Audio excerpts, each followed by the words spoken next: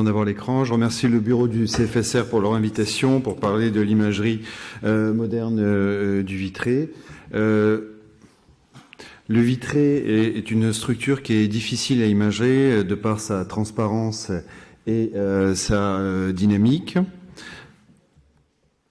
Pendant de très nombreuses années, l'échographie en mode B constituait le gold standard pour pouvoir visualiser la hyaloïde postérieure, mais malheureusement, sa résolution relativement faible ne nous autorise pas une bonne analyse du contenu intravitréen.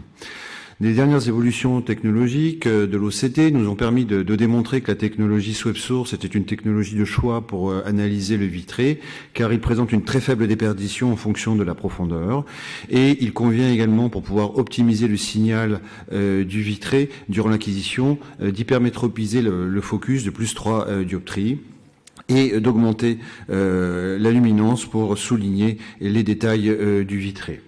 Les dernières avancées en termes d'OCT nous ont permis d'augmenter la fenêtre d'acquisition avec la technologie du full range, nous permettant d'exploiter une partie de l'image miroir pour augmenter la fenêtre d'acquisition quasiment jusqu'à 6 mm et nous autorisant ce type d'image ici avec le Xefilio S1, une profondeur de 5,3 mm et une longueur de scan de 23 mm, nous permettant de visualiser précisément la bourse prémaculaire et les fibres prévasculaires. Donc on a pu préciser l'anatomie du vitré. Ici vous voyez bien en OCT en face l'aire de Marteggiani, la bourse prémaculaire bien visible. On a la possibilité également d'analyser de manière précise les fibres prévasculaires avec ces aspects hyporéflectifs probablement liés à l'absence de hyalocytes.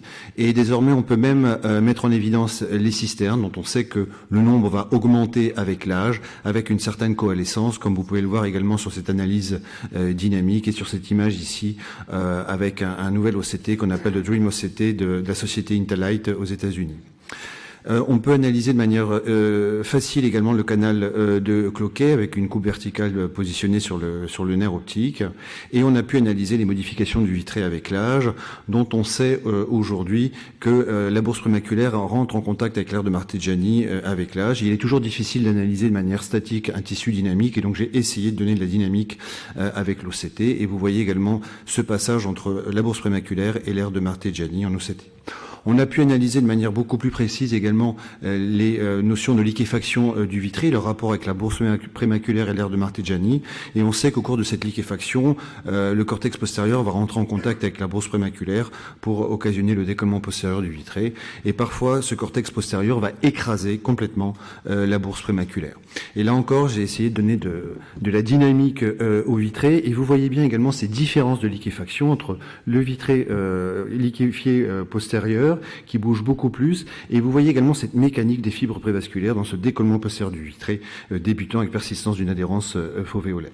Et donc ces coupes très larges nous ont permis de visualiser en fait des modifications dès la 3e décade avec des aspects de schisis de la hyaloïde qui vont s'opérer jusqu'à la 6e décade avec un véritable début de décollement du vitré. Et contrairement à ce qu'on pouvait penser par le passé, finalement le décollement postérieur du vitré commence en périphérie au niveau des arcades, et vous voyez bien ici ce schisis hyaloïdien avec un début de décollement du vitré en toile de tente. Donc le problème, c'est que toutes ces images en 2D, ce ne sont que des extrapolations, et on a besoin de pouvoir analyser le vitré en 3 dimensions. Ici, un décollement postérieur du vitré avec des plis hyaloïdes postérieurs, et on visualise très bien l'anode Weiss, mais ces images en 3D ne sont pas toujours faciles à obtenir. Donc ces travaux récents nous ont permis de pouvoir analyser les premières modifications du vitré dès la 3e décennie jusqu'à la 6e décennie. On a pu également voir les modifications du vitré au niveau des arcades où le gel vitréen est en contact direct avec le cortex vitréen postérieur. Les relations entre les cisternes et la bourse prémaculaire au cours de la CNRS sont mieux individualisées grâce aux fenêtres d'acquisition beaucoup plus larges. Et on a pu également préciser les rapports entre le vitré et certaines lésions périphériques, comme vous voyez ici des petites tufts où on voit des lacunes juste en regard qui vont occasionner un trou. Je vous offre un petit peu de perspective dans ce que va être finalement le futur de l'OCT, avec ce nouvel OCT qui vient des États-Unis, le Dream OCT de Intalight, qui va nous permettre, grâce à des profondeurs d'acquisition de 12 mm, de pouvoir mieux visualiser le contenu intravitréen, comme vous le voyez ici.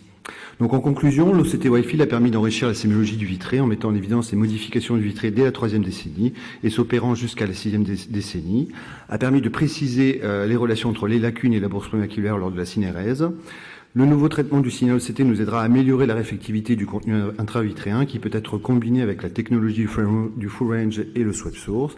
Et une approche en 3D et dynamique sera nécessaire pour percer les secrets du vitré car de nombreuses observations sont encore spéculatives. Et je vous remercie de votre attention.